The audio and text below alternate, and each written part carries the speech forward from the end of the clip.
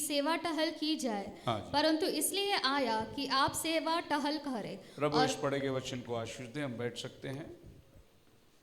प्रभु का धन्यवाद करते हैं कि आज फिर एक संधि प्रभु ने हमें दिया और 2024 के बिल्कुल आखिरी सप्ताह हम लोग आ चुके हैं। अगली बार जब हम लोग न्यू ईयर को इकट्ठे होंगे, एक संडे हमारे पास में, लेकिन नए साल के आगमन के लिए प्रभु को धन्यवाद करते हैं। पूरा साल प्रभु ने हमें संभाला, उसका नाम मुबारक हो। कल रात अंबरनाथ के अंदर प्रभु ने अनुग्रह की, बहुत अच्छी सर्विस हुई और आज सवेरे उल्लासनगर के अंदर सर्विस हुई। क्षमा चाहता हूँ, मेरे को आने में देर हुई। हम यहाँ तक तो बहुत टाइम पे आ गए थे, लेकिन बहुत बुरी तरीके से ट्रैफिक जाम है यूनिवर्सिटी के पास में, हलने के लिए जगह ही नहीं, तो कहीं समझो घंटा भर तो हमारे उसी ट्रैफिक के अंदर चली गई। एनी हाउ, मुझे लगता है कि अगले सप्ताह मुझे रास्ता बदलना पड़ेगा और ये रास्ता छोड़कर मुझे निगड़ी के रास्ते से आना पड़ेगा, शायद ऐसा लगता है। एनी हाउ, पर टाइम तो उतना ही हो जाता है। संडे उल्लासनगर की चर्च मैं साल में सिर्फ 2-3 बार वहाँ जाता हूँ और क्रिसमस का माहौल है और ईस्टर को, गुड फ्राइडे को जाता हूँ, तो मैं मनाने प्रॉब्लम दे रहा है क्या है। सो प्रभु का हैं आज के इस क्रिसमस के अवसर पर मैं एक छोटा सा वचन, मेरी ख्याल है the true purpose of Christmas. Christmas मनाना पाप नहीं, कोई गलत नहीं है, मगर कैसे मनाते हो उस पर निर्भर है। सो क्रिसमस अच्छी बात है, यीशु मसीह का जयंती है। प्रभु यीशु मसीह आज से 2000 साल पहले दुनिया में आया था। वाक्य में प्रभु का आशीष है, क्योंकि वो अगर जन्म नहीं लिया होता तो फिर हमारे लिए बलिदान कौन दिया होता। अवश्य है, लेकिन क्रिसमस के नाम में जो बाकी कार्यक्रम जो चल रही है वो परमेश्वर को भाता नहीं, ना ही वचन उसका साथ देता है। आज हमारी फैमिलीज भी आई है और डैनी का भी फैमिली आया है और मोजेस का भी फैमिली आया है। सो सबका स्वागत है पुणे की चर्च की तरफ से।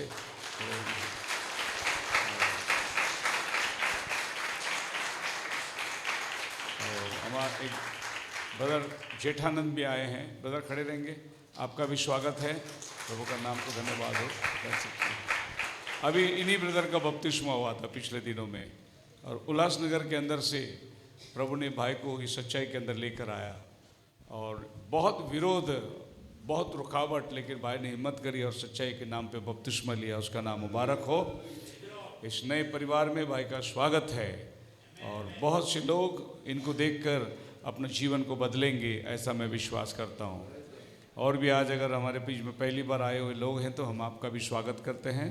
खुदावन आपको आशीष दे। So a true purpose of Christmas. मैं भी आने के टाइम बात कर रहा था डैनी के साथ कि और चर्चों में ऐसा होता है कि भाई क्रिसमस आ गया, पास्टर को एक सरमन देना पड़ता है क्योंकि एक ही चर्च है, लेकिन मेरे को 4-5 सरमन क्रिसमस के ऊपर ही देना पड़ता है। अंबरनाथ में, पुणे में, उल्लासनगर में, अभी मैं गुजरात में भी क्रिसमस के ऊपर ही प्रचार करके आया। विषय एक ही है लेकिन अलग अलग संदेश देना पड़ता है। आज सवेरे मैंने उल्लासनगर में एक बहुत अच्छी टॉपिक प्रभु ने मुझे दिया कि जहाँ पर भी क्रिसमस का संदेश आया था धरती पर, काश वो रिकॉर्डिंग हुआ नहीं, लेकिन अगर रिकॉर्डिंग होता तो बहुत बढ़िया मैसेज था आज सवेरे का, क्योंकि विचारधारा इतना बढ़िया था। प्रभु ने मरियम को आकर बोला तू गर्भवती होगी, पुत्र जनेगी। मरियम डर गई और फरिश्ते ने कहा मत डर। गडेरिये मैदान में थे, अचानक आसमान खुल गया, वो डर गए। फरिश्ते ने कहा मत डरो। जोसेफ ने जब पता चला कि मरियम गर्भवती है, वो परेशान हो गया, शादी करूं या छोड़ दूं।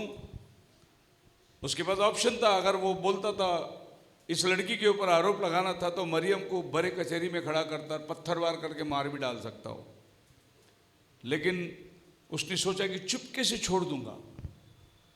और फरिश्ते ने आकर कहा मत डर, वो प्रभु की ओर से है। तो मेरा टॉपिक ही था डरो मत। अब बोले क्रिसमस के दिन क्या डरो मत। जितने भी लोग क्रिसमस का संदेश पाए थे सब डर गए थे, लेकिन आवाज आई मत डरो। हालेलुया। आज भी प्रभु आपसे और हमसे कहता है मत डरो। हालात और परिस्थिति कुछ भी हो, मत डरो। जब मरियम ने सुना कि तो गर्भवती होगी तो उसके पीछे बहुत सारे विचारधाराएं आने लगी। मेरे घर वाले क्या कहेंगे, समाज क्या कहेगा, गांव क्या कहेगी, इस बच्चे का बाप कौन है, मैं क्या जवाब दूंगा, मेरे पादरी साहब लोग, सदुसी फरूसी धर्म के ठेकेदार लोग क्या कहेंगे, मैं कितनी बदनाम हो जाऊंगी। घबरा गई वो। लेकिन संदेश आया मत डर, ये प्रभु की ओर से है। और परमेश्वर अपना पर्पस करना चाहता था। यूसुफ ने सोचा कि अरे मेरी मंगनी हुई थी और कितना गलत लड़की के साथ मेरा मंगनी हो गया, मेरा जिंदगी बर्बाद हो जाएगा। और मंगनी होने के बाद में पता चला कि वो गर्भवती है, तो यूसुफ बोला कि क्या करे, मैं चुपके से छोड़ दूंगा इसे। उसका सारा सपना टूट चुकी थी। कितना आनंद में, मतलब समय, भाई अभी अभी मंगनी हुई है, अभी शादी की तैयारी हो रही है और पता चला कि वो गर्भवती है। चुपके से छोड़ने का विचार, एक लाइफ बर्बाद होने का समय। लेकिन परिस्थिति ने आके बोला मत डर, वो प्रभु की ओर से है, पवित्र आत्मा के द्वारा वो गर्भवती हुई है, परमेश्वर उस पर प्रसन्न है। यूसुफ कितना बड़ा आदमी होगा, कितना बड़ा दिल होगा। अपनी पत्नी को उसने प्रभु के काम के लिए सौंप दिया। बोला प्रभु तेरी मर्जी होने दे, मैं उसको जाकर अपना पत्नी बनाऊंगा। हालेलुया। जब तक वो यीशु को जन्म नहीं दिया, यूसुफ ने पत्नी को छुआ नहीं, ऐसा बाइबल कहता है। उसने वो 9 महीना उसका इंतजार किया, उसका पालन पोषण किया। क्या पता उसको परिश्ते ने एक आज्ञा दी, और परिश्ते का आज्ञा है कि ये परमेश्वर की इच्छा है। और आज हम परमेश्वर की इच्छा को जानना बहुत जरूरी है। हम क्रिसमस के नाम पे परमेश्वर को भूल गए कि परमेश्वर ने क्रिसमस को किया क्यों ये क्रिसमस हमारे जीवन के अंदर लाभ हुआ, क्यों ये क्रिसमस हम मनाते हैं हर साल।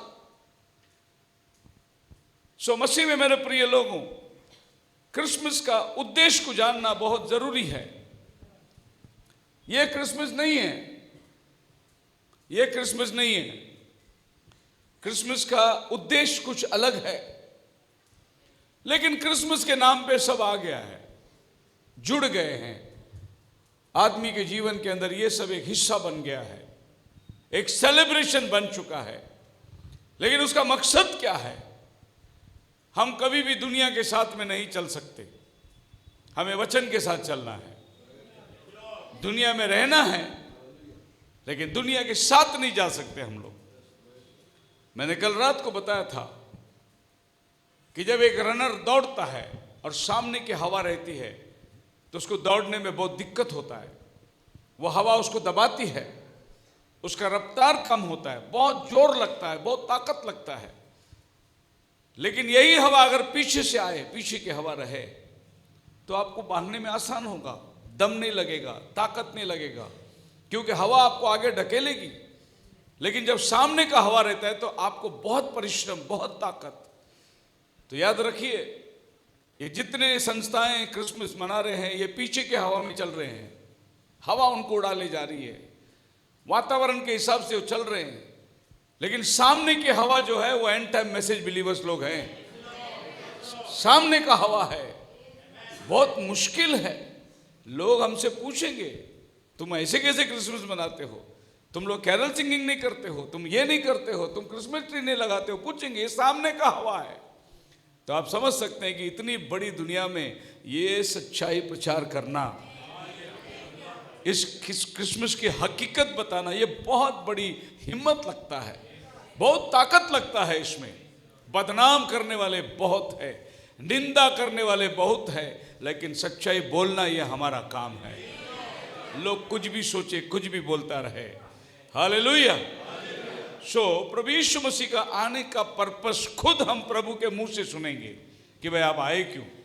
मत्ती 20:28 में कहता है, जैसे कि मनुष्य का पुत्र वह इसलिए नहीं आया कि उसकी सेवा टहल की जाए जी, परंतु इसलिए आया कि वह आप सेवा टहल करे पहला स्टेप, और बहुतों की। मनुष्य का पुत्र इसलिए आया कि उसकी सेवा टहल नहीं करनी है, वो इसलिए आया कि वह आपकी सेवा करे।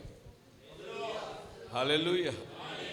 हम देखते हैं दुनिया में गुरु लोगों की सेवा कैसी होती है, पालकी में बिठा के उठा के ले जाते, हवा मारते रहते, क्या क्या सेवा करते हैं। दुनियावी गुरु लोगों की मैं बात कर रहा हूं। और हमारा पास एक ऐसा गुरु है, बोलते मुझे तुम्हारी सेवा की जरूरत ही नहीं है, मैं खुद सेवा करने के लिए आया। हालेलुया। फिर ये सब गुरु की सेवा के लिए नहीं है, गुरु हमारी सेवा करने आया। लेकिन हम लोग गुरु की सेवा कर रहे हैं। हम क्रिसमस के नाम पे गुरु के लिए बहुत कुछ कर रहे हैं।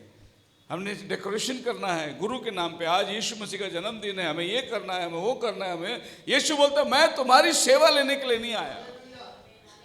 तुम जो कुछ करते हो क्रिसमस के नाम पे वो बेकार है, क्योंकि इसमें से कोई चीज प्रभु की महिमा के लिए नहीं जाता। और प्रभु इस चीज के लिए नहीं आया। प्रभु बोलता मैं आपकी सेवा करने के लिए आया। मैं प्रभु का धन्यवाद करता हूं कि हमारे पास ऐसा गुरु है जो चेलों का पैर धोया। ऐसा कोई मिसाल नहीं है दुनिया में। हर गुरु चेलों से अपना पैर धुलवा के लेता है, लेकिन यीशु ने चेलों का पैर धोया। हम प्रभु भोज में एक भाई का पैर धोते, एक भाई का पैर धोते, लेकिन मेरा प्रभु जिस दिन प्रभु भोज लिया सबका पैर वो अकेला धोया। हालेलुया। जब वो पतरस के पास आया तब पतरस ने उसको रोका। पतरस थोड़ा उतावली था। उसके पहले ये बहुत बड़ी डिबेट है स्कॉलर्स लोगों में, पहला उसने किसका पैर धोया होगा और पहला किसने पैर दिया होगा धोने के लिए, प्रभु धो ले। लेकिन पतरस के पास जब वो आया तब पतरस ने रोका। मालूम नहीं पतरस तीसरा नंबर में बैठा था या चौथा नंबर में बैठा था या आखिरी में बैठा था, मालूम नहीं। ऐसा भी हो सकता है कि पतरस उसमें बड़ा माना जाता था तो वो पहला बैठा होगा और प्रभु ने छोटे का पैर धो के शुरू किया होगा। और पतरस के पास जब आया, क्योंकि विषय वहीं खत्म होना है, मतलब प्रभु ने 11 लोगों का पैर धोकर जब 12वें के पास आया तभी उसने रोका, मैंने धोने दूंगा, ये भले धोने को दे दिए। सो हमारा पास एक ऐसा गुरु है जो हमारी सेवा करने के लिए आया, हमारी सेवा लेने के लिए नहीं आया। बोलो हालेलुया। तो क्रिसमस का मकसद ये है कि वो हमारी सेवा करने ये दुनिया में, वरना दुनिया में आने की क्या जरूरत। आसमान और धरती का निर्माण करता ये जगत में आकर एक इंसान बनकर पैदा हुआ। दूसरा स्टेप लूक की किताब उसका 19वां अध्याय और उसका 10 वचन कहता है, क्योंकि मनुष्य का पुत्र खोए हुओं को ढूंढने और उनका उद्धार करने आया है। सेकेंड नंबर, मनुष्य का पुत्र खोए हुओं को ढूंढने और उनको बचाने के लिए आया। क्रिसमस का सही मायना क्या है? हालेलुया।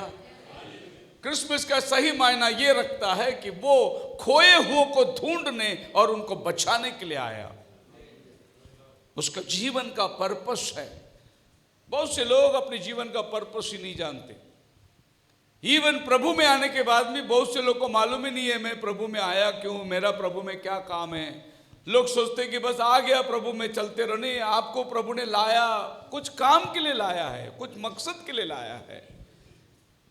जो भी हमारे लाइफ में होता है उसके पीछे एक पर्पस होता है। यूं इत्तेफाक से कुछ नहीं होता, बाय चांस, गुड लक, अच्छा हो गया, गुडविल था, नहीं। हर चीज जो है परमेश्वर की इच्छा के अनुसार होता है। तो प्रभु ने हमको लाया, प्रभु की सेवा के लिए लेकर आया। वो उनको ढूंढने आया जो खो गए थे। देखो, वो एक पर्पस से आया। वो आकर खाली दुनिया में जैसे आप और हम दुनिया में धन कमाए, शादी बच्चे पैदा करके, परिवार बना के, बैंक बैलेंस करके, इस काम के लिए नहीं आया। वो कुछ पर्पस के लिए आया। उसको मालूम था वो क्यों आया।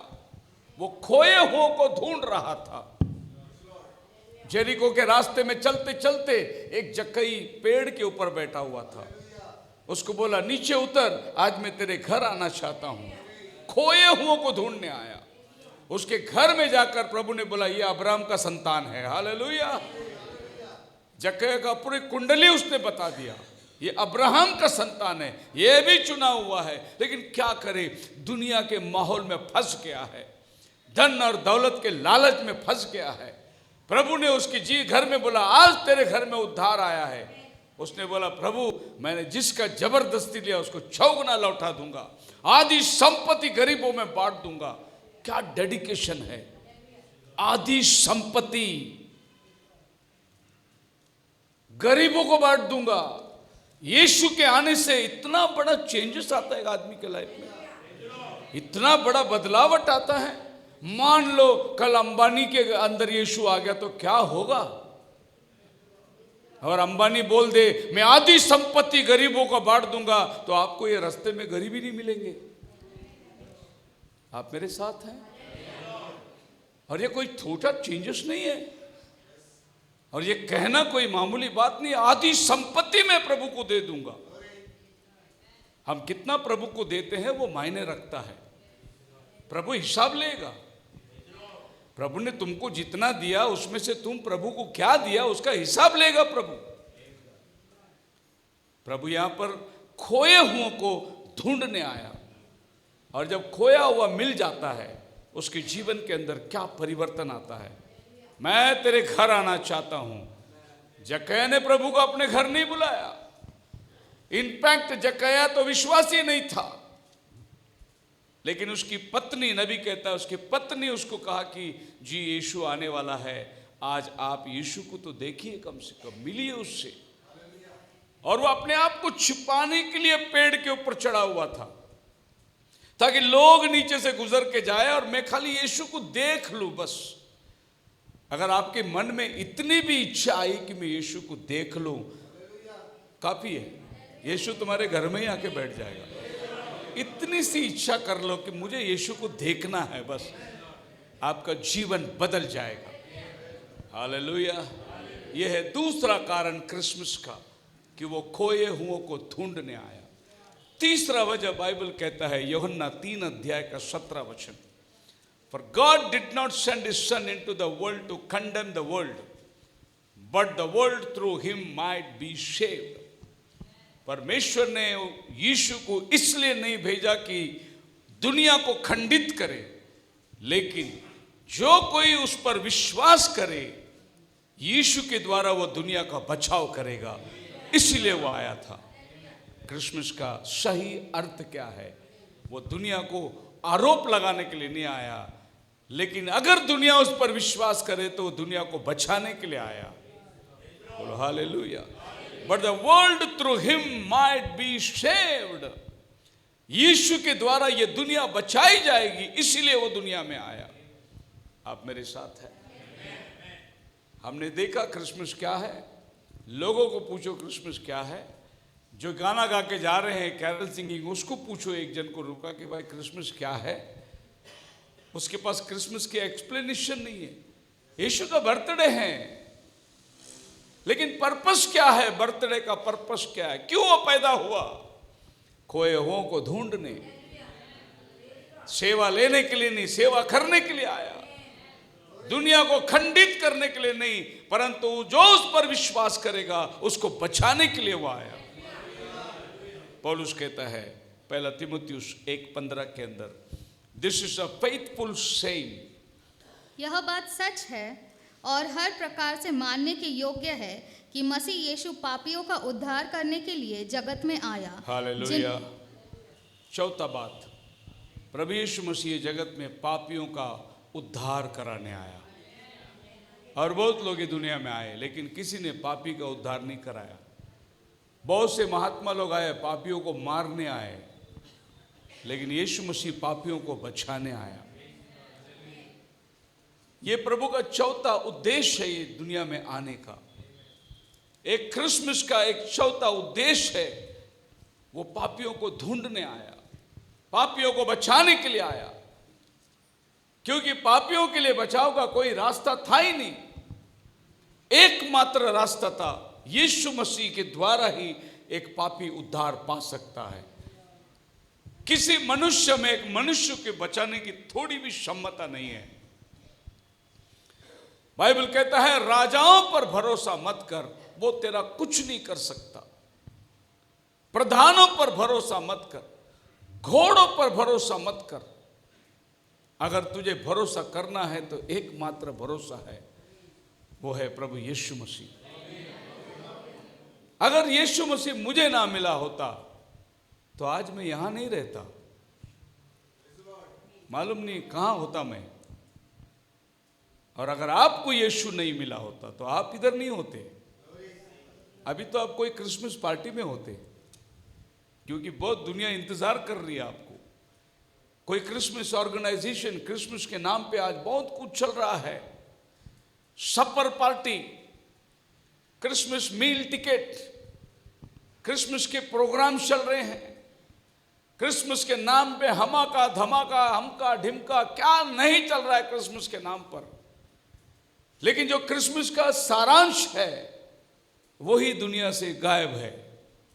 क्रिसमस का सारांश पापियों को बचाने के लिए वो आया। पापियों तक यीशु का नाम लेके जाना यह आज हमारा काम बन गया है, क्योंकि क्रिसमस का उद्देश्य वो था कि वह पापियों को बचाने आया। ये इत्तेफाक से नहीं हो गया, अचानक यीशु नहीं आ गया, बाई चांस ये घटना नहीं हो गई कि किसी ने कुछ कर दिया और बड़ा महात्मा बन गया। ये सारी योजनाएं परमेश्वर ने अपने दास भविष्यद्वक्ताओं को पहले से दे के रखा था। ये उसके प्लान में पहले से बना हुआ था। उसमें से एक प्लान को मैं आपके सामने आज रखना चाहता हूं, वो है दानियल की किताब, उसका 9 अध्याय का 24 वचन में उसका प्लान को मैं आपके सामने रखता हूं कि कैसे उसने प्लान बनाया था ये धरती में आने के पहले। तेरे लोगों और तेरे पवित्र नगर के लिए हाँ, 70 सप्ताह ठहराए 70 सप्ताह ठहराएंगे कि उसमें अंत तक अपराध का होना बंद हो अपराध का होना बंद हो और पापों का अंत हो और अधर्म का पराश्रित किया जाए जी और युगानुयुग की धार्मिकता प्रकट हो जी और दर्शन की बातें पर और भविष्यवाणियों पर छाप दी जाए जी और पवित्र परम पवित्र का अभिषेक किया जाए। जी, ये काम था उसके लिए। और यीशु मसीह के धरती में आने के 500 साल पहले दानियल नबी को प्रभु ने प्रोग्राम दिया था कि वो आएगा और क्या क्या करेगा। उसकी पूरी प्लान दिया गया था और दानियल भविष्यद्वक्ता ने इसको दर्शन की बातों में देख लिया। दानियल प्रभु से मांग रहा था कि हम लोग गुलामी में आ गए, अब हमारा छुटकारा कैसे होगा। तब गब्रियल आया, बोला कि मैं उन बातों को बताने वाला हूं जो आगे जल्दी होने वाला है, लिख। और बाइबल कहता है कि ये 70 सप्ताह ठहराए गए थे। तो यीशु मसीह का जन्म तारीख और वर्ष जो है वो दानियल को प्रभु ने बता दिया, ये टाइम होगा, आज से इतना दिन बीतेगा, इतना वर्ष बीतेंगे, मसीहा ये जगत में आने वाला है। ये दुनिया में ऐसा कोई शख्स नहीं है जो ये बता सके कि उसके जन्म के 500 साल पहले उसके बारे में कहा गया था। कोई नहीं है दुनिया में। लेकिन यीशु मसीह के बारे में 4000 साल पहले बताया गया था कि यीशु आने वाला है। उसका जन्म का पर्पस है, एकमात्र व्यक्ति है जन्म के अंदर बर्थडे जिसका मनाया जाए, उसका 4000 साल से इतिहास है, रिकॉर्ड है कि वो आने वाला है। हम लोग आज जिस बर्थडे को समझ के, मैं नहीं मानता 25 दिसंबर उसका जन्मदिन है, लेकिन कोई तो एक जन्मदिन होगा उसका, वो हमारे पास नहीं है, रिकॉर्ड नहीं है हमारे पास, लेकिन वो आया था ये धरती पर एक दिन। उसका मूल मकसद को मैंने जान लिया है, इट इज अ पर्पस। अब दानियल 9 अध्याय को क्रिसमस के दिन कौन प्रचार करेगा? वो दर्शनों की किताब है। पहली बात तो दानियल की किताब चर्चेस में खोले ही नहीं जाएंगी, क्योंकि दानियल देखता समुंदर से एक जानवर आ रहा है। 7वां अध्याय पढ़ेंगे दानियल का, देखिए वहां से एक भालू जैसा एक जानवर आ रहा है, फिर सिंह जैसा एक जानवर आ रहा है, फिर एक चीता के जैसा एक जानवर आ रहा है, और चौथा प्राणी खूंखार प्राणी चले आ रही है। और फिर ये इसको अगर समझना है आपको तो आपको प्रकटीकरण 13 में आना पड़ेगा, जहां पर समुद्र से जानवर आ रहा है, उसके पैर भालू के जैसे, बदन चीते के जैसे, मुंह सिंह के मापित। अब आपको समझ में आएगा कि दानियल 7 में जो जानवर निकला था प्रकटीकरण 13 में आके दिखाई दे रहा है। इसके लिए क्रिसमस का दिन कौन दानियल की किताब में जाएगा? क्रिसमस का दिन हेलो, हैप्पी, खुशी, डांस, मिठाई, गिफ्ट्स, ये सब क्रिसमस के माहौल में रहेगा। लेकिन मैं आपको क्रिसमस का उद्देश्य बताना चाहता हूं, उसकी सारांश बताना चाहता हूं कि क्रिसमस हकीकत में हुआ क्या है। सो दानियल की भविष्यवाणी में जाने के पहले the determined of the time of Messiah's arrival, मसीहा कब आएगा, प्रभु ने दानियल को उसका टाइम बता दिया। कितना आश्चर्य लगता है। यीशु मसीह का आने का पर्पस हम जान गए। आप मेरे साथ? मैंने 4 पर्पस को वचन के द्वारा आपके सामने रखा। उसका आने का जीवन का पर्पस, अभी उसका आने का टाइम को देखेंगे। कितना एक्यूरेसी उसका टाइम था कि प्रभु ने दानियल को यह टाइम बताया। आज से इतना वर्ष के बाद मसीहा ये धरती में आ जाएगा। नेहमाया का 2 अध्याय, उसका पहला वचन पढ़ेंगे। अर्थशस्त्र राजा के 20वें वर्ष के निसान नामक महीने में जब उसके सामने दाख मधु था, तब मैंने दाख मधु उठाकर राजा को दिया। हाँ। इससे पहले मैं उसके सामने कभी उदास न हुआ था। हाँ। तब राजा ने मुझसे पूछा, तू तो रोगी नहीं है, फिर तेरा मुंह क्यों उतरा है? यह तो मन ही की उदासी होगी। हाँ। तब मैंने अत्यंत डर गया। मैंने राजा से कहा, राजा सदा जीवित रहे। जब वह नगर जिसमें मेरे पुरखों की कब्रें हैं उजाड़ पड़ा है और उसके फाटक जले हुए हैं, तो मेरा मुंह क्यों न उतरे? राजा ने मुझसे पूछा, फिर तू क्या मांगता है? तब मैंने स्वर्ग के परमेश्वर से प्रार्थना करके राजा से कहा, यदि राजा को भाए और तू अपने दास से प्रसन्न हो। बस ठीक है, आप घर में जाकर इसको विस्तार से पढ़ सकते हैं। नेहमाया का टाइम आ गया और नेहमाया के टाइम आने के बाद ये बात घटना इस तरीके से आई कि नेहमाया यरूशलेम का मंदिर बनाने को तैयार हुआ। अर्थशस्त्र राजा का आज्ञा देने के टाइम, मतलब यरूशलेम को बनाओ करके आज्ञा देने से लेकर 490 साल बीतेंगे। तो दानियल की किताब में लिखा है कि 70 सप्ताह मैंने तेरे लोगों को दिया है, 70 वीक्स। सो मसीहा आने का 70 वीक्स का मतलब 1 वीक का गिने जाएंगे। यहूदी कैलेंडर में सप्ताह को गिना जाता है जो 7 वर्ष को दर्शाता है। आप पढ़ सकते हैं निर्गमन की किताब, उसका 23वां अध्याय और उसका 10 और 11 वचन, वीक को ईयर में कैसे कन्वर्ट करते हैं। पढ़िए निर्गमन, एक्सोडस 23। 6 वर्ष तो अपनी भूमि में बोना और उसकी उपज इकट्ठी करना, परंतु 7वें वर्ष में उसकी परती रहने देना। ये जो 7वां वर्ष है इसको कहते हैं सबैटिकल वर्ष। यानी प्रभु ने इनको ऐसा नियम दिया था कि 6 साल अपने भूमि में तो उपज करना और 7वां साल जो आएगा उसको विश्राम का दिन मानना। 7वां साल जो है भूमि में कुछ भी बीज नहीं बोना चाहिए।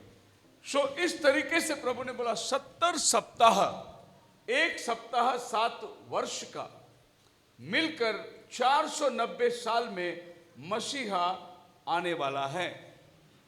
यह प्रभु ने इजराइल को टाइमिंग दे दिया। शुरू कब होगा?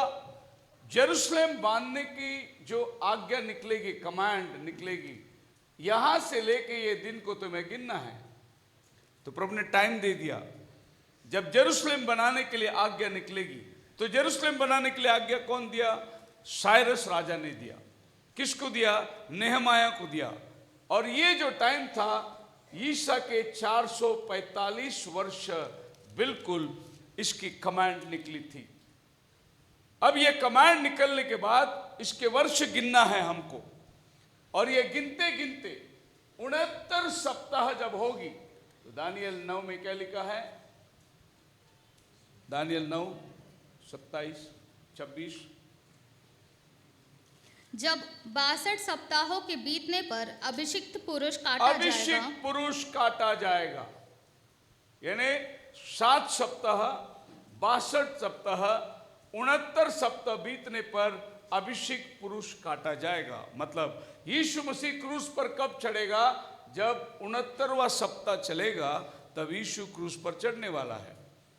अभिषेक पुरुष कौन है? प्रभु यीशु मसीह काटा जाएगा का मतलब क्रूस पर चढ़ाया जाएगा, मतलब वो आएगा कभी वो भी लिखा है, वो क्रूस पर मरेगा कभी वो भी लिखा है। बताइए ऐसा कोई दुनिया में शख्स है जिसका पैदाइश भी लिखा हो, जिसका मरण भी लिखा हो? और मैं आपको ये बताना चाहता हूं कि वो 2000 साल के बाद दोबारा आने वाला अपना दुल्हन को, इसका भी प्रभु ने टाइमिंग बता के रखा है। 2000 साल बाद वो आएगा अपनी दुल्हन को ले जाने, उसका राज्य स्थापित होगा, उसका भी टाइम उसने दे के रखा है। अगर टाइम की बात करें तो ऐसा कोई दिन होना चाहिए जिस दिन सवेरे मुझे 10 बजे मीटिंग दे दो और शाम को 5 बजे तक बैठो, पूरा टाइम के बारे में बात करूंगा मैं। समय समय समय समय समय को लेकर बात करेंगे हम लोग। आप मेरे साथ है? इस नए साल के अंदर आपके पास एक ऑप्शन है, मीटिंग ऑर्गेनाइज करो। पंजाब वाले कर रहे हैं, दिल्ली वाले कर रहे हैं, गुजरात वाले कर रहे हैं, हमारा पास्टर जा रहा है जा रहा है जा रहा है। तुम क्या कर रहे हो? उनके पास मीटिंग ऑर्गेनाइज करने की क्षमता है, प्रीचर नहीं है। और इधर आपके पास प्रीचर है, मीटिंग ऑर्गेनाइज करने की क्षमता आपके पास नहीं है। आप सोचिए ना जरा, अगर मैं 15-15 दिन पंजाब वाले मेरे को यूज कर सकते हैं तो आप क्यों नहीं यूज करते मुझे? आपको संडे संडे बहुत भारी पड़ जाता है, सोचते कि संडे का काफी है। प्रभु ने बहुत बड़ा बोझ रखा है हमारे कांधों पर और प्रभु हिसाब लेगा। मीटिंग ऑर्गेनाइज करो, टाइम टू टाइम लगाते रहो, लोगों को बुलाते रहो। टाइम कम है, सुसमाचार जाना चाहिए। आप विश्वास करते हैं या नहीं करते? प्रभु का आना निकट है। हालेलुया। 69 सप्ताह बीतने पर प्रभु अभिषेक पुरुष काटा जाएगा। एक सप्ताह इसमें बाकी रह जाता है 70 पूरा होने के लिए। और प्रभु ने ये एक हफ्ता को क्या काम किया, आप आश्चर्यचकित हो जाएंगे। प्रभु ने बोला कि ये एक हफ्ता को मैं बाद में लेने चाहता हूं, यहूदियों के साथ में डील करूंगा, उसके पहले मैं अन्य जातियों को भी 2000 साल देना चाहता हूं। यीशु क्रूस पर चढ़ने के बाद अन्य जाति का टाइम शुरू हो गया, जेंटाइल टाइम स्टार्ट हो गया। इसका मतलब आपको प्रभु कभी भेंट करेगा वो भी टाइम प्रभु ने पहले बता के रख दिया कि ये इतना साल मैं अन्य जाति को देने वाला हूं। सो ये 2000 साल यहूदी लोग बिल्कुल अंधकार में थे और अन्य जाति लोग अपना मन खोलकर प्रभु को ग्रहण करने लगे। अभी हमारा टाइम खत्म होने के पास प्रभु इनके पास जाने वाला है। हम लोग बिल्कुल ये चोटी में बैठे हैं जहां रैप्चर होने वाला है। जो प्रभु यहां से आत्मा में उठा लिया गया वो आकर अपनी दुल्हन को लेके जाने वाला है। वहां तक आ गए हम लोग। ये जो समय है, ये समय पृथ्वी में सबसे सौभाग्य समय है। ये दिन को पौलुस देखना चाहता था, ये दिन को चेले देखना चाहते थे, ये दिन को हमारा दिनों का भाई ब्रनम भी देखना चाहता था। बड़े बड़े नबी लोग ये दिन को देखना चाहते थे। मार्टिन लूथर ये दिन को देखना चाहता था, जॉन वेस्ली ये दिन को देखना चाहता था, क्योंकि ये लोग सब कलीसिया काल के दूत थे। उस समय के लोगों के सामने खड़े रह के सच्चे को प्रचार करने वाले थे। ये लोग जान की बाजी लगा दी, वो सोचे कि उनके टाइम पे रैप्चर होगा। आप सोचिए हम ये सौभाग्य टाइम में आ गए हैं, फिर हिसाब तो देना ही पड़ेगा ना जो टाइम हमको प्रभु ने दिया है। पृथ्वी में सबसे बेहतरीन टाइम अगर कोई है तो वो ये टाइम है, क्योंकि ऐसा अनुभव किसी युग में नहीं हुआ होगा जो अनुभव आपके और मेरे साथ होने वाला है। प्रभु बादलों पर आएगा, पिछली तूरी फूंकते ही होंगी, मसीह में मरे जीवित होंगे और हम जो जीवित है सब बदल जाएंगे। इतना सौभाग्य। ये तो पहला पेंतिकोस का दिन जो 120 लोग आत्मा में भरे थे, पहला दिन 3000 बपतिस्मा पा लिए थे, उनको भी ये सौभाग्य नहीं मिला जो सौभाग्य प्रभु ने आपको और हमको दिया हुआ है, रूपांतर में जाने का। हालेलुया। सो प्रभु ने टाइमिंग सेट करके दिया, क्रिसमस का टाइम क्या होगा, कब क्रिसमस होने वाला है, उसके बाद में कितना दिन ये चलेगा, क्या वक्त होगी, प्रभु का नियम देखिए कितना अद्भुत है। प्रभु यीशु मसीह अपनी क्रूस पर चढ़े जाने के पहले 33 में प्रभु क्रूस पर चढ़ाया गया और 30 में प्रभु का बपतिस्मा हुआ। कितने में? जब वो 30 उम्र का था। क्यों 30 उम्र में उसने बपतिस्मा लिया? क्योंकि एक याजक का अभिषेक 30 उम्र में होता है और प्रभु यीशु मसीह महायाजक बन के आया था, इसके लिए वो भी बराबर 30 उम्र में आकर बपतिस्मा ले लिया। कितना परफेक्ट है टाइमिंग देखिए। खुदावन ने कहा था कि जब ये बच्चा पैदा होता है उसका 8वां दिन खतना करना चाहिए, सर्कमसिशन 8वां दिन करना चाहिए। स्कॉलर लोग के लिए बहुत बड़ी परेशानी थी कि 8वां दिन क्यों। और अभी अभी लेटली साइंटिस्ट लोग को यह बात मालूम पड़ा कि ये एक बच्चा जब भी पैदा होता है उसका खून के जो रफ्तार है वो 8वां दिन के बाद क्लॉट बन सकती है। मतलब यह है जब खतना होती है तो उनके बदन में चीरा मारते हैं, अगर बच्चा 8 दिन का ना हो तो वो ब्लीडिंग बंद नहीं होगा। वो ब्लीडिंग बंद होने का जो टाइम है वो 8वां दिन के बाद शुरू होता है। इसके लिए प्रभु ने बोला 8वां दिन खतना कराओ। ये तो दुनिया को, साइंटिस्ट को मालूम ही नहीं था 8वां दिन क्यों खतना किया जाता है, लेकिन परमेश्वर जिसने आपको बनाया उसको मालूम था कि कितने दिन में हमारा ब्लड जो है वो क्लॉट बन सकता है। हर चीज आपके जीवन के अंदर नियमित समय में प्रभु ने ठहरा के रखा हुआ है। 30 उम्र में इसका बपतिस्मा हुआ, 3.5 साल खाली प्रभु ने सेवा किया, लेकिन दुनिया में सबसे बड़ा पास्टर वही था। 3.5 साल की सेवा थी। आप अंदाज लगा सकते हैं कि 33 में प्रभु यीशु मसीह क्रूस पर चढ़ गया। कितने में? 33 में। मैं तो 55 का हो गया हूं और 20 साल आगे आ गया हूं, तो आप अंदाज लगा सकते कितनी भर जवानी में प्रभु ने अपना काम को निपट लिया। उसके जीवन में और कोई मकसद था ही नहीं सिवाय परमेश्वर की इच्छा को पूरा करना। सो टाइमिंग बिल्कुल इस तरीके से सेट हो चुका था। 7 weeks equals to 49 years and 62 weeks equals to 434 years। और ये दोनों मिलाकर जिस दिन प्रभु का बपतिस्मा हुआ उस समय प्रभु 29 सदी के अंदर मौजूद है। और आप पीछे मुड़ के देखेंगे तो जेरूसलेम को रिस्टोर करने का टाइम 455 सदी में आज्ञा निकली और 406 में दोबारा जेरूसलेम की मरम्मत करी और यीशु मसीह का बपतिस्मा 29 के दरमियान हुआ। 33 में बाइबल क्या लिखा है आप उस वचन को पढ़िए। वो 1 सप्ताह का वाचा बांधेगा। 27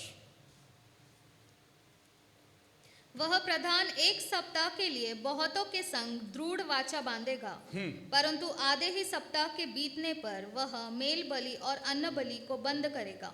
और अब बहुत से लोग इस वचन को लेकर गलत अंदाज लगा दिए, इसकी तर्जुमा गलत हो गई।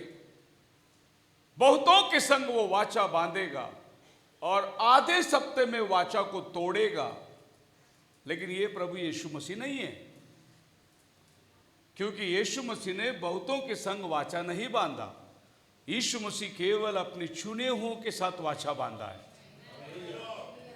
और ये आदमी के आगमन के लिए बाइबल क्या कहती है, ये आदमी कैसे आता है? पढ़िए 27 का पहला वचन पढ़िए, इंग्लिश में पढ़िए। 27 का पहला ऊपर का लाइन, फर्स्ट वाक्य। 9:27, डैनियल 9:27। ओके, अब पहला वाक्य मत पढ़िए, वचन पढ़िए, आपको समझ में नहीं आ रहा मैं क्या बोल रहा हूं। वह प्रधान 1 सप्ताह वह प्रधान का मतलब क्या है? कोई और आदमी की बात कर रहा है बाइबल, यीशु मसीह की बात नहीं कर रहा है। लेकिन आज हमारी संस्थाओं ने ये जोड़ लिया कि वह प्रधान यानी यीशु मसीह नहीं, वह प्रधान। फिर यीशु मसीह के बारे में बाइबल कहां कहता है? उसका पहला वचन में यीशु मसीह के बारे में लिखा है। 26 पढ़िए। उन 62 सप्ताहों के बीतने पर अभिषिक्त पुरुष ये काटा यीशु मसीह जाएगा। है, ये अभिषिक्त पुरुष यीशु मसीह है। वह प्रधान ये यीशु मसीह नहीं है, ये बाद में आने वाला है।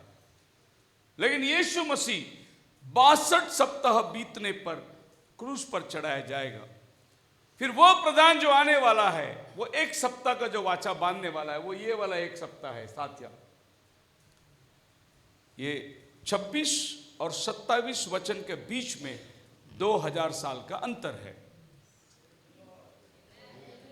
आई बात समझ में आपकी? एक छोटा सा फासला है। 26 और 27 वचन के बीच में 2000 साल बीतने वाली है। प्रभु ने इसको रिकॉर्ड में नहीं लिया, क्योंकि ये ग्रेस में अनुग्रह को दिया गया अन्य जाति के पास, उसको प्रभु ने रिकॉर्ड में नहीं लिया। इसीलिए जब प्रभु यीशु मसीह का रूपांतर हो गया, मोसेस और एलिया आकर खड़े हो गए, प्रभु से बात कर रहे, लेकिन प्रभु ने इनको लौटा दिया, क्योंकि अगला जो 1 सप्ताह में 3.5 साल का जो काम है वो इन्हीं का काम है। प्रभु ने बोला तुम्हारा जो सप्ताह है वो इधर है, ये तुम्हारा सप्ताह नहीं है। आपकी बात समझ में आ रही है? थोड़ी सी कठिन है, लेकिन ये सप्ताह को प्रभु ने बाजू रख दी और अपना सप्ताह को प्रभु पूरा कर रहा है। 62 सप्ताह बीतने पर अभिषेक पुरुष काटा जाएगा। अब ये अभिषेक पुरुष काटा जाने का मतलब है वो बलिदान होगा। अब वो बलिदान होने से क्या क्या घटना होने वाली है? टू फिनिश द ट्रांसग्रेशन,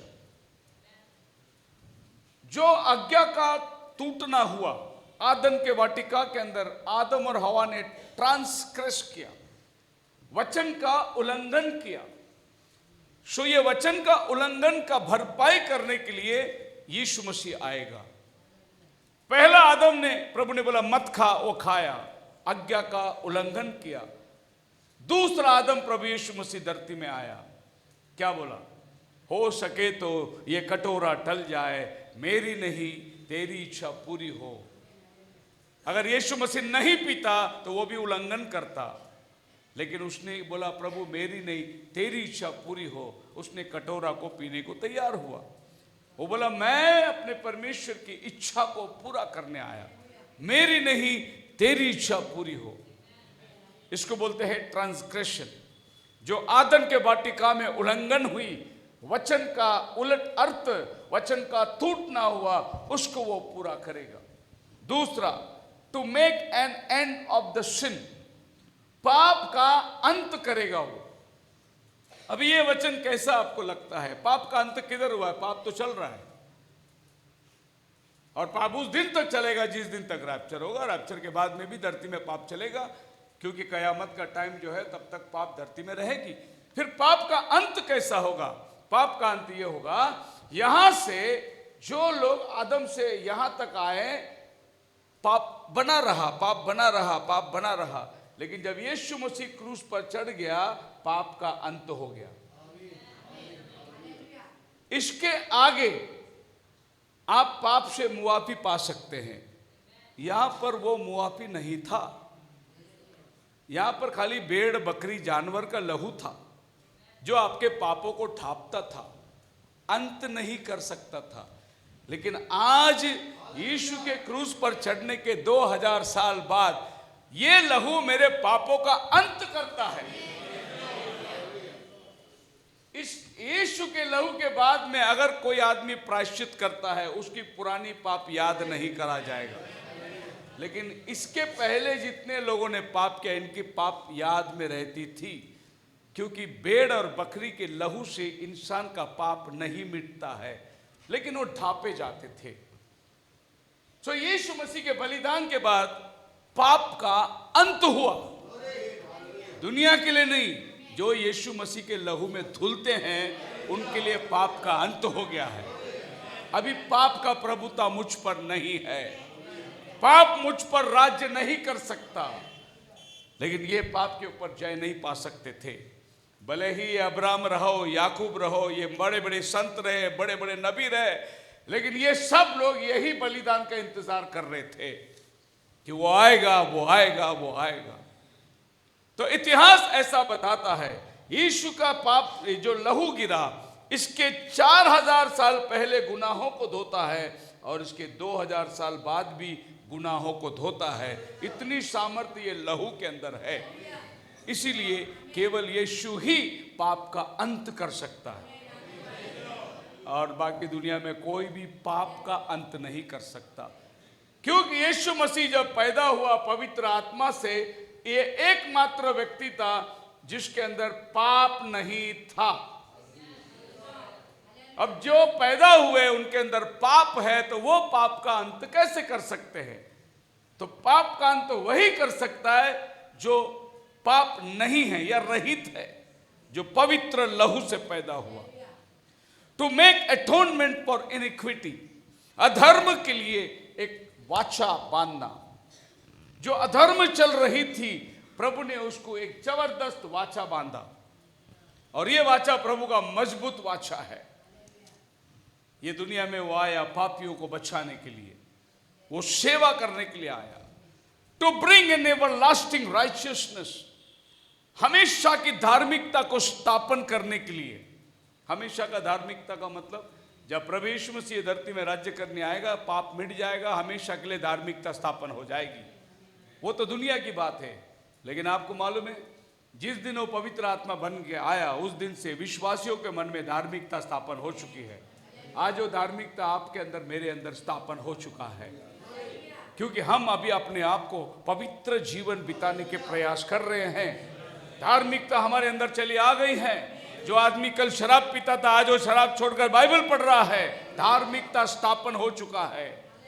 ये काम प्रभु यीशु मसीह किया। To seal up all the visions and prophecies, जितनी भविष्यवाणियां थी, जितनी दर्शन की बातें थी, सबका ऊपर मोहर देने के लिए प्रभु यीशु मसीह आया। और जितनी भविष्यवाणी, एक दिन जो प्रभु यीशु मसीह क्रूस पर चढ़ा, लगभग 300 प्रोफेसी को उसने पूरा कर दिया एक ही टाइम में। इसीलिए उसने क्रूस में बोला, पूरा हुआ। पूरा हुआ, क्या पूरा हुआ? जितनी भविष्यवाणी उसके बारे में थी, वो सब उसने पूरा कर दिया, सील कर दिया विजन्स को। जो दानियल ने देखा था, जो यिर्मयाह ने देखा था, जो याकूब ने देखा था, सारे दर्शन को उसने मोहर लगाकर बंद कर दी। To anoint the most holy place, महापवित्र स्थान का अभिषेक किया जाए। दुनियावी रीति में अभी लोग इंतजार कर रहे हैं, जिस दिन प्रभु यरूशलेम में जाकर वो तीसरा मंदिर बनेगा, तब महापवित्र स्थान का अभिषेक होगा। लेकिन वो नहीं, आध्यात्मिक रूप में प्रभु ने महापवित्र स्थान का अभिषेक कर चुका है। तुम्ही देवाचे, उसने अपना मंदिर बना चुका है। वो अपना आप को स्थिर कर दिया है। वो आज मुझ में आके रहता है। हालेलुया। तो प्रभु यीशु मसीह ने अपने जन्म से ये 6 भविष्यवाणी को, 6 पॉइंट को पूरा करके खत्म कर दिया। इसीलिए क्रिसमस का सेलिब्रेशन का पर्पस जानना बहुत ज़रूरी है, वरना ये क्रिसमस आपके लिए अधूरा हो जाएगा। खुदावन आपको आशीष दे। प्रार्थना के लिए जाएंगे।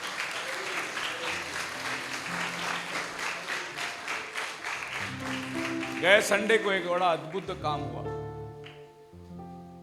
आप लोगों ने कितने लोग ऑब्जर्व किए होंगे मालूम नहीं। मैं मैसेज खत्म किया, डैनी को बोला गाना का इशारा उसके तरफ में, लेकिन मैं उसको गाना गाने को नहीं बोला था। मैंने गाना लैपटॉप में डाल दिया था, अब वक्त सलीब उठाने का। लेकिन उसने पर्दे को नहीं देखा, उसने भी डायरी में वही गाना निकाल के रखा था। तो जब वो गाना गा रहा था, मैं उसको देख रहा था, ये ऊपर तो नहीं देख रहा है, गाना कहाँ से गा रहा है।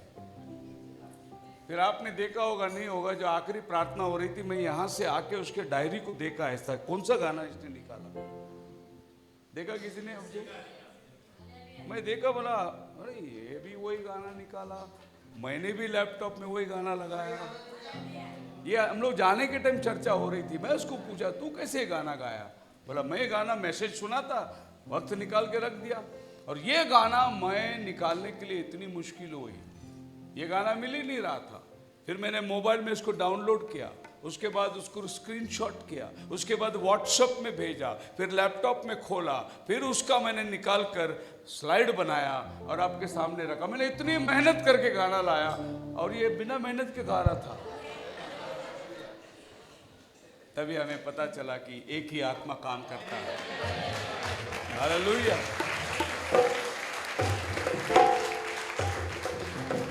से प्यार यीशु आया, मेरा जीवन बदल गया। जब से मैंने उसे है पाया, मेरा जीवन बदल गया। जब से प्यारा यीशु आया, मेरा जीवन बदल गया। जब से मैंने उसे है पाया, मेरा जीवन बदल गया। रात काली बीत गई है, हुआ सवेरा। रात काली बीत गई है, हुआ सवेरा। सुबह का तारा देखो चमका, यीशु मेरा। सुबह का तारा देखो चमका, यीशु मेरा। इसलिए गाया, इसलिए मैंने ये गीत गाया। मेरा जीवन बदल गया, मेरा जीवन बदल गया। जब से प्यारा यीशु आया, मेरा जीवन बदल गया। इस जहां की गंदगी से मुझे छुड़ाया, इस जहां की गंदगी से मुझे छुड़ाया। जान देकर मुझे गुनाह से है बचाया, जान देकर मुझे गुनाह से है बचाया। इसलिए मैंने ये गीत गाया, इसलिए मेरा मन मेरी काया।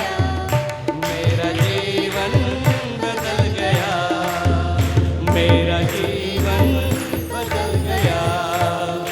जब से प्यारा यीशु आया, मेरा जीवन बदल गया। जब से मैंने उसे है पाया, मेरा जीवन बदल गया।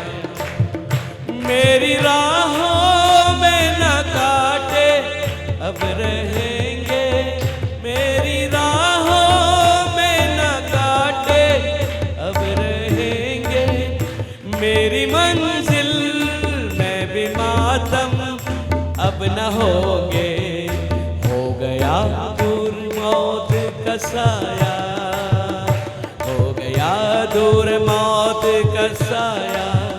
मेरा जीवन बदल गया, मेरा जीवन बदल गया। जब से प्यारा यीशु आया, मेरा जीवन बदल गया। जब से मैंने उसे है पाया, मेरा जीवन बदल गया। Hallelujah, glory hallelujah.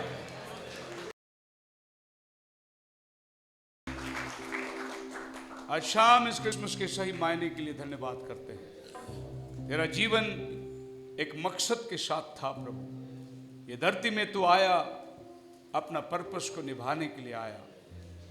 इस धरती में पापियों को बचाने, कुचले हुओं को छुड़ाने, अंधों को दिखाने, भटके हुओं को फिर से मोल लेने के लिए ये धरती में आया। हमें भी प्रभु इस क्रिसमस का महत्व जानने की तो कृपा कर, कि खाली गिफ्ट बांटना, हैप्पी क्रिसमस कहना, केक खाना, लोगों को खुशियों को देखना, ये मकसद नहीं रहा। परंतु जो पैगाम तूने ये धरती में लाया, वो पैगाम औरों तक पहुंचाना है हमें। समय खत्म हो रहा है प्रभु, तेरा आना बहुत निकट है। धन्यवाद करते हैं आज के इस बहुमूल्य समय के लिए। जैसे हम सबको लेकर आया, वापस जाने की तो बड़ी कृपा कर। और जो चाय पानी का इंतज़ाम की है प्रभु, उसे भी तो आशीष और बरकत दे। और संडे स्कूल के बच्चों के लिए जो तोहफे रखे हैं, उसे भी तो आशीषित कर। दुआ प्रभु यीशु के नाम में मांगते हैं, सुन और कबूल कर, आमीन।